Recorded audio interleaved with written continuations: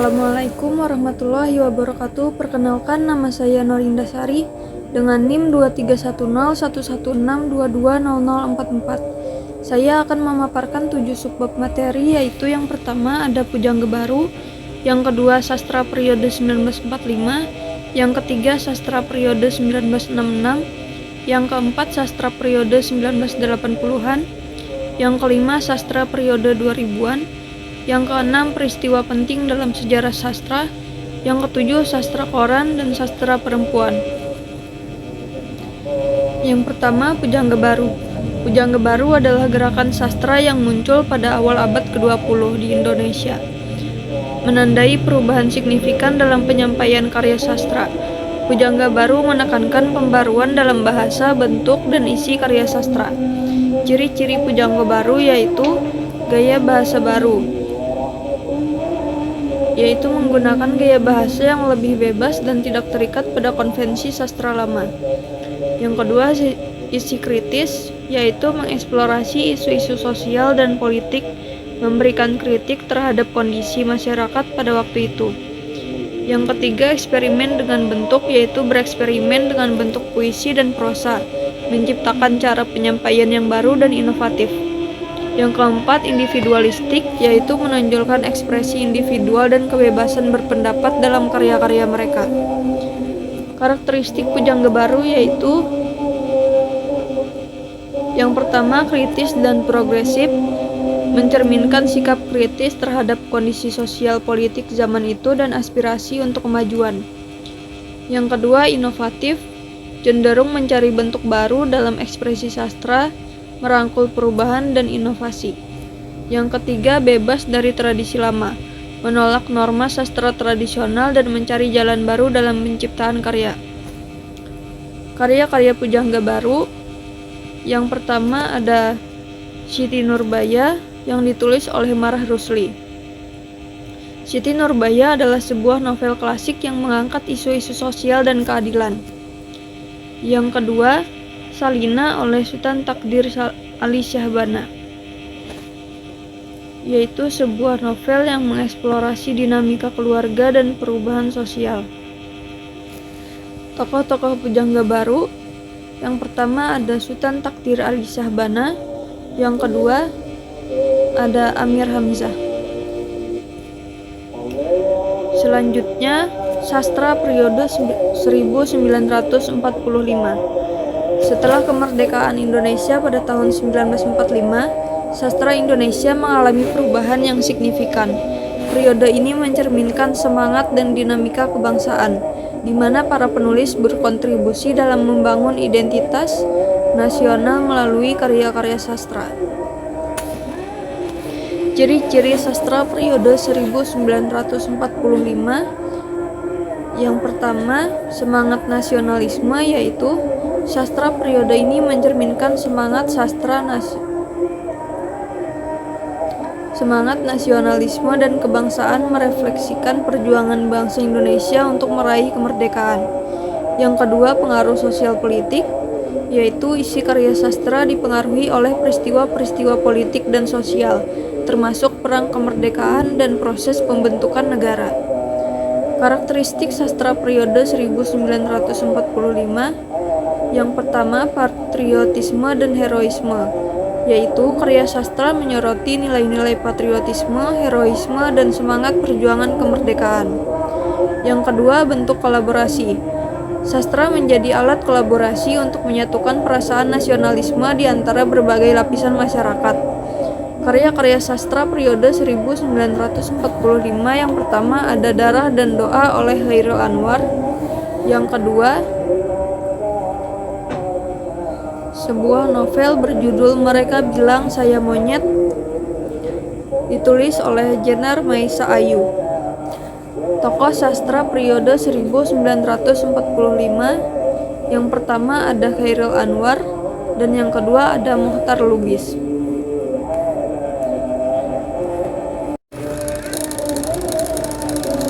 Selanjutnya ada sastra periode 1966. Sastra periode 1966 di Indonesia ditandai oleh peristiwa G30 SPKI yang berujung pada kejatuhan pemerintahan Soekarno dan munculnya Orde Baru di bawah kepemimpinan Soeharto. Sastra pada periode ini mencerminkan perubahan politik dan sosial yang signifikan. Ciri-ciri sastra periode 1966. Yang pertama yaitu kontrol pemerintah. Sastra di bawah pengaruh kontrol ketat dari pemerintah Orde Baru dengan pembatasan dan sensor terhadap karya-karya yang dianggap dapat mengganggu stabilitas politik. Yang kedua, wacana nasionalisme dan anti-komunisme, yaitu sastra mengikuti narasi resmi pemerintah yang menekankan nasionalisme dan menentang paham komunisme. Karakteristik sastra pada periode 1966. Yang pertama yaitu kesetiaan terhadap pemerintah. Karya sastra cenderung menunjukkan kesetiaan terhadap pemerintahan Orde Baru untuk menghindari sensor dan masalah politik. Yang kedua, pengaruh sastra realisme sosialis. Sastra di bawah pengaruh aliran realisme sosialis mencerminkan pandangan positif terhadap pembangunan dan perubahan sosialis. Karya-karya sastra periode 1966. Yang pertama ada sebuah novel berjudul Cinta Tak Bermadu ditulis oleh Montaigne Boissier. Yang kedua ada novel berjudul Buruk Quartet ditulis oleh Pramudia Ananta Toer. Tokoh-tokoh sastra periode 1966 salah satunya adalah Pramudia Ananta Toer. Beliau adalah seorang novelis yang karyanya memberikan kontribusi penting dalam menyajikan pandangan kritis terhadap pemerintahan Orde Baru. Selanjutnya ada sastra periode 1980-an. Pada tahun 1980-an, Indonesia mengalami perubahan politik dan ekonomi dengan pembukaan era reformasi yang dimulai pada akhir 1990-an. Meskipun begitu, pada awal 1980-an, pemerintah Orde Baru di bawah Soeharto masih berkuasa dan sastra mencerminkan kondisi sosial politik saat itu. Ciri-ciri sastra periode 1980-an. Yang pertama yaitu kontinuitas pengaruh pemerintahan Orde Baru. Pengaruh pemerintahan Orde Baru masih terasa dalam pengawasan terhadap sastra meskipun ada sedikit perubahan dan liberalisasi dibandingkan dengan periode sebelumnya. Yang kedua, eksperimen gaya dan bentuk, yaitu beberapa penulis mulai melakukan eksperimen dengan gaya dan bentuk sastra, menciptakan karya yang lebih inovatif dan kontemporer. Karakteristik sastra periode 1980-an. Yang pertama yaitu kritik terhadap kondisi sosial. Meskipun masih diawasi, ada upaya dalam karya-karya sastra untuk menyampaikan kritik terhadap ketidakadilan sosial dan masalah-masalah lainnya. Yang kedua, pergeseran tema ke kehidupan sehari-hari. Penulis mulai mengeksplorasi kehidupan sehari-hari dan realitas sosial masyarakat, meninggalkan sedikit demi sedikit tema heroik dan nasionalis.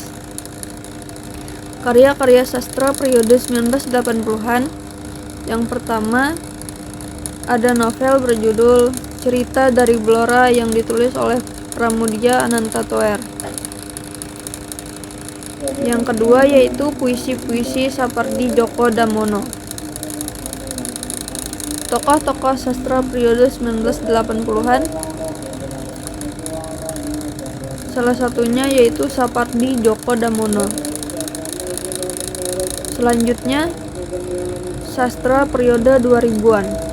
Pada awal periode 2000-an, Indonesia telah mengalami perubahan signifikan dengan berakhirnya pemerintahan Orde Baru pada akhir 1990-an dan dimulainya era reformasi.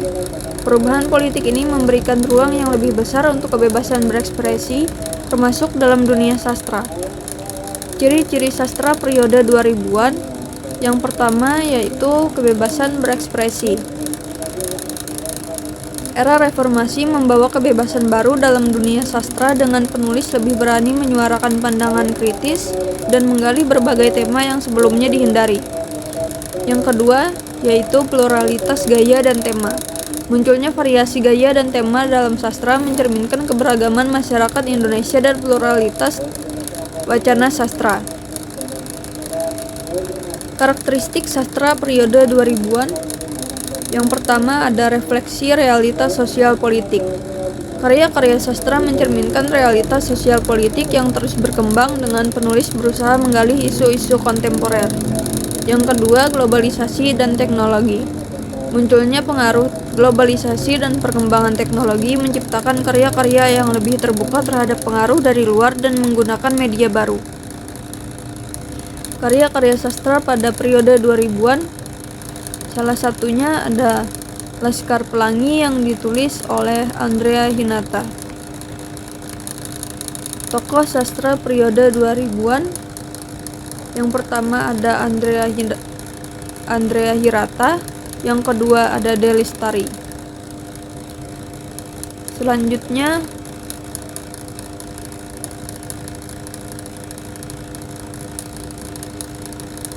peristiwa penting dalam sejarah sastra. Peristiwa penting dalam sejarah sastra mencakup perubahan signifikan yang memengaruhi perkembangan sastra suatu bangsa. Ini melibatkan kemunculan gerakan sastra, perubahan tema, serta dampak sosial politik pada karya-karya sastra. Berperan dalam membentuk identitas sastra suatu budaya.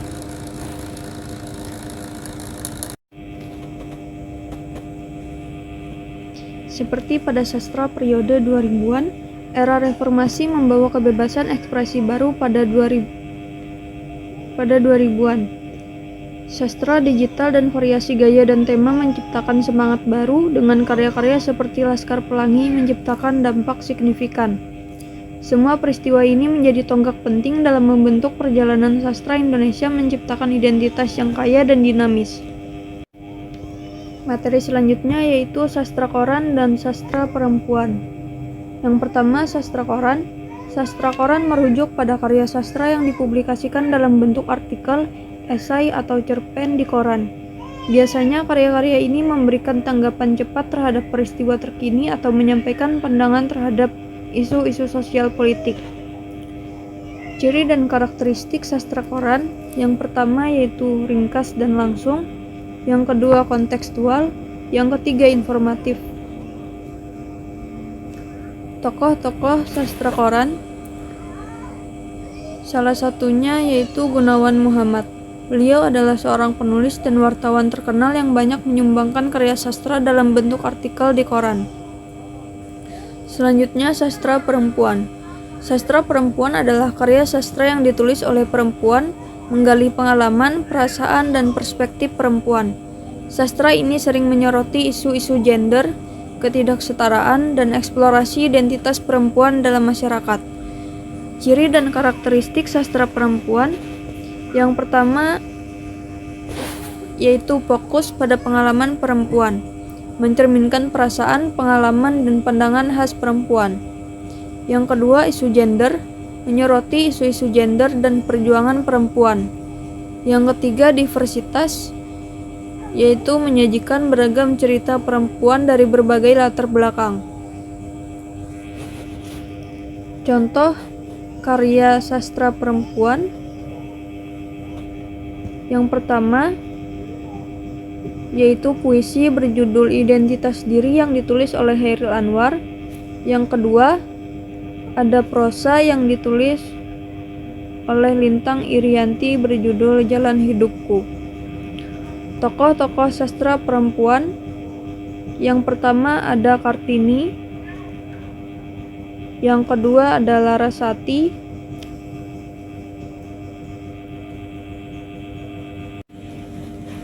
Nah, itu saja materi yang dapat saya jelaskan. Wassalamualaikum warahmatullahi wabarakatuh.